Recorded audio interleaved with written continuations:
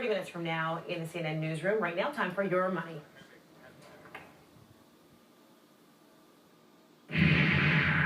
A possible tipping point for the economy. 203,000 jobs created last month. But as low-wage workers take to the streets, it's looking more like one America with two economies. I'm Christine Romans. This is Your Money. The jobless rate is the lowest in 5 years. America on track to create nearly 2.3 million jobs this year. But the quality of those jobs could spark the beginning of a 21st century labor movement. Fast food workers protesting in 100 cities across the country this week.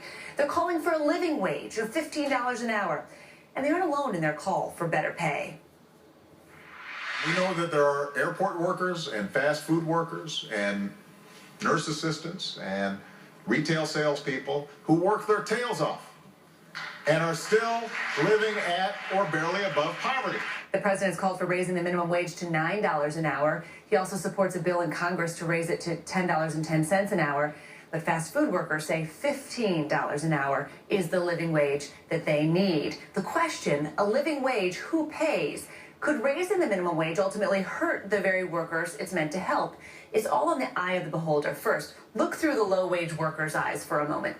The minimum wage hasn't risen since 2009. It's $7.25 today. That's, about $15,000 a year if you look at the federal level. Workers say it's simply not enough to live on. But look at it now through the eyes of the fast food CEO, for example. If wages go up, they'd say they'd have to pass on those increased costs to consumers. Goodbye, dollar menu. Hello, $1.25 menu. But the worker sees the big CEO salaries. Burger King CEO, $6.5 million. Yum Brand CEO, that's Taco Bell, KFC, Pizza Hut, $11 million. McDonald's CEO, almost $14 million a year. But the CEO, maybe, the business view is a little bit different. Automation. If workers get too expensive, they can be replaced by machines. McDonald's uses order touchscreens in Europe.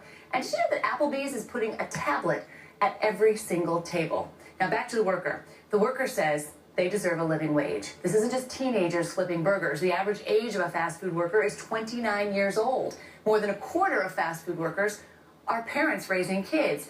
But the other view, these jobs were never intended to raise a family on. The minimum wage is for unskilled entry-level workers. There are bigger economic forces at play here. It's not the fault of the industry. Bottom line, the minimum wage, a loaded issue, an issue loaded with emotion and different points of view.